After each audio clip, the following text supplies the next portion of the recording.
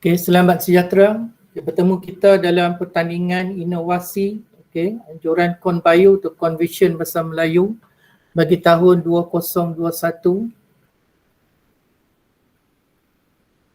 Saya mewakili tim inovasi PDPC KVAS iaitu College Vocational All-Star, akan menyertai pertandingan inovasi pada hari ini. Terlebih dahulu saya mengucapkan terima kasih kepada IPG Kampus Bahasa Melayu atas penganjuran Convention Bahasa Melayu ataupun akronim dia Kon Bayu untuk tahun 2021. Saya dan juga Muhammad Fakri bin Ishaq, iaitu saya Abdul Muhin bin Abdul Mohsin, merupakan tim inovasi PDPC KVS yang bertanding dalam Kon Bayu ini. Sebelum saya mulakan pembentangan, saya mulakan majlis ini dengan serangkap pantun. Bulan mengambang hiasi malam, pungguk rawan tiada tertahan, pemanis kata pembuka kalam, pembentangan ilmu inovasi dimulakan. Baik, saya mewakili kumpulan ataupun tim inovasi PDPS, KVS atau Abdul Muhin bin Abdul Mohsin akan membuat pembentangan inovasi pada hari ini. Saya mulakan pembentangan ini dengan memetik kata-kata ini. Lazimnya dikatakan bahawa seseorang guru itu gagal sekiranya dia tidak dikalahkan oleh muridnya. Oleh itu, dengan kata lain, sebagai seorang guru mestilah mencuba sedaya upaya untuk membolehkan para pelajarnya memahami apa yang disampaikan di dalam kelas ataupun pengajaran yang dibawa olehnya. Inovasi yang akan dibentangkan pada hari ini bertajuk Pantas Komsas. Jadi kaedah ini diguna pakai untuk pembelajaran dan pemudahcaraan PDPC dalam kalangan guru Bahasa Melayu dalam mengajar kompetensi Komsas iaitu komponen sastra. Kaedah Pantas Komsas ini adalah sesuatu kaedah yang sangat menarik, mampu memberi satu dimensi baru terhadap pengajaran dan pembelajaran Komsas. Yang pertama, kaedah ini amat menarik minat pelajar. Kalau dulu pelajar tidak berminat untuk membelajar komponen sastra, dengan kaedah ini berjaya menarik minat mereka. Keistimewaan yang kedua, kaedah ini dicipta agar mampu mendepani revolusi industri 4.0. Kaedah ini juga sangat relevan dengan pembelajaran pada abad ke-21 atau PAK 21. Kaedah ini juga dicipta supaya dia bersifat interaktif, maksudnya para pelajar dan juga guru atau pensyarah boleh berhubung antara satu sama lain dengan menggunakan media sosial. Jadi sifatnya adalah interaktif. Kaedah ini mampu membantu para pelajar memahami kandungan Komsas, terutama Komsas yang berbentuk cerita dengan lebih berkesan agar mereka menguasai kompetensi yang diajar di dalam kelas. Sebagai seorang guru ataupun pensyarah, kami mempunyai objektif tertentu dalam proses PDPC kami. Jadi kaedah ini mampu mencapai objektif yang ingin diterapkan dalam PDPC untuk pengajaran Komsas.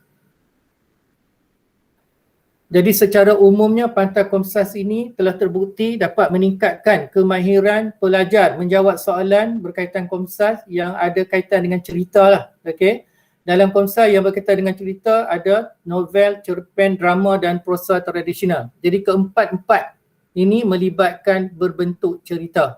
Apabila berbentuk cerita, ada pelajar yang tidak mahu membaca kerana tidak diterapkan sejak kecil. Jadi melalui kaedah ini dapat membantu mereka untuk mengingat cerita-cerita tersebut walaupun mereka tidak membaca cerita-cerita tersebutlah. Jadi ini dapat membantu mereka dalam situasi peperiksaan. Kaedah Pantas Komsas ini membantu para pelajar untuk memahami plot. Plot ini adalah jalan cerita. Plot terbahagi kepada 5 peringkat. Eksposisi, permulaan cerita, konflik, klimaks, peleraian dan pengakhiran. Jadi apa saja Komsas yang berbentuk cerita, tidak dapat lari daripada 5 peringkat plot ini. Jadi apabila para pelajar memahami peringkat ini, jadi secara tidak langsung mereka boleh memahami cerita dan ini akan membantu mereka untuk menjawab soalan peperiksaan. Ini adalah bentuk lakaran Pantas Komsas yang diberikan kepada pelajar yang diajar di dalam kelas dalam bentuk 3 segi ini. Okey, ini adalah 5 peringkat plot yang digunakan dalam lakaran Pantas Komsas. Jadi yang merah itu adalah peringkat utama plot, manakala yang biru itu adalah subplot. Ini adalah contoh penggunaan Pantas Komsas dalam prosa tradisional. Okey.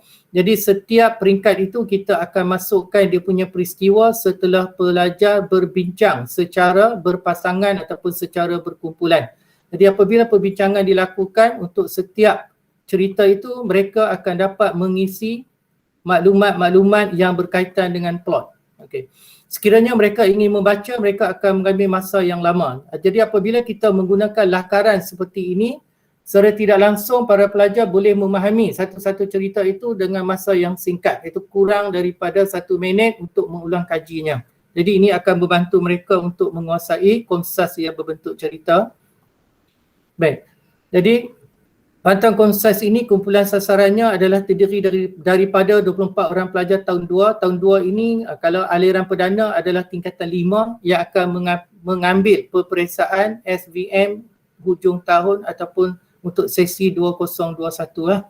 Okay, selalunya inovasi ini dia bermula dengan masalah. Okay, apabila masalah berlaku maka kami akan mencipta inovasi. Maka terhasillah Pantas Komsas ini.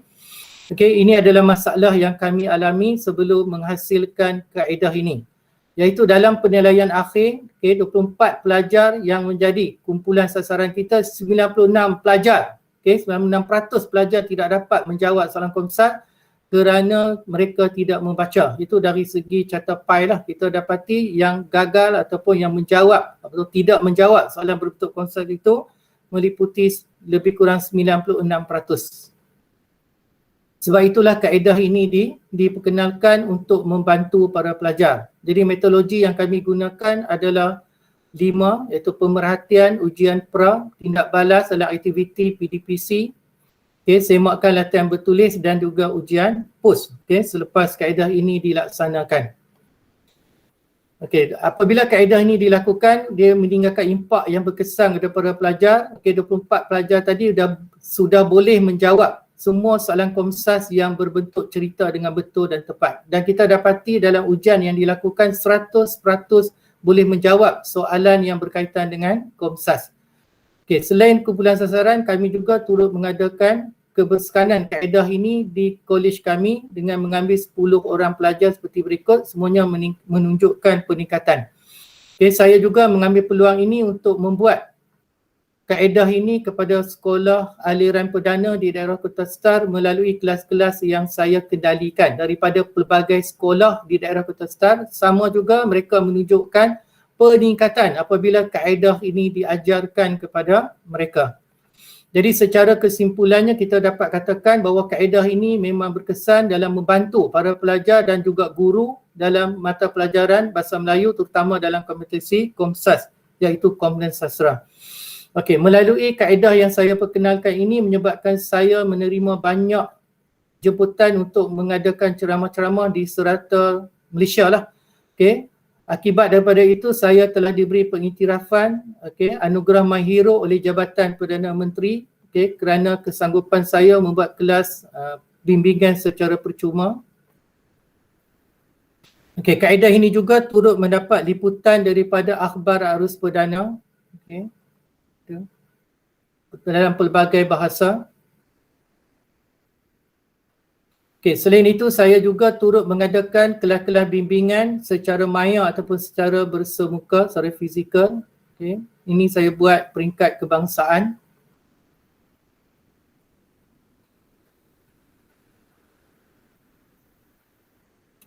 Selain itu juga saya dijemput untuk membentangkan kertas kerja berkaitan dengan inovasi ini.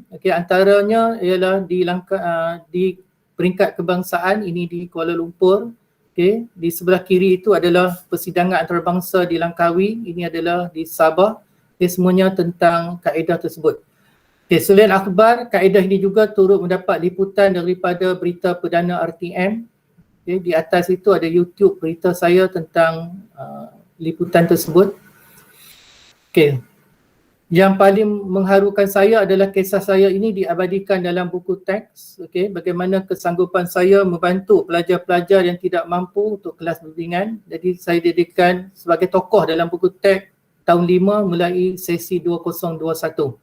Video saya juga ada dimuatkan dalam YouTube untuk para pelajar mengikuti kaedah tersebut. Saya juga menyediakan blog untuk para pelajar berinteraksi dengan saya. Dan blog saya adalah antara blog yang popular lah di Malaysia. Setakat ini hampir 4 juta melayari blog saya. Saya juga menyediakan QR code untuk memudahkan para pelajar mengakses kaedah ini. Saya juga turut membuat pengiktirafan hak cipta dan kaedah ini telah pun mendapat hak cipta daripada MyIPO. Saya juga menghasilkan modul-modul pengajaran yang terkandung kaedah ini yang diguna pakai dalam kebanyakan sekolah di daerah Kota Star dan juga beberapa sekolah di Malaysia. Jadi saya akhiri pembentangan ini dengan serangkap pantun juga. Dari Kedah ke Pekanbarangi, sayembara inovasi kami sertai, Pantai Komsas mengundur diri, lain kesempatan bersuah lagi. Sekian, terima kasih.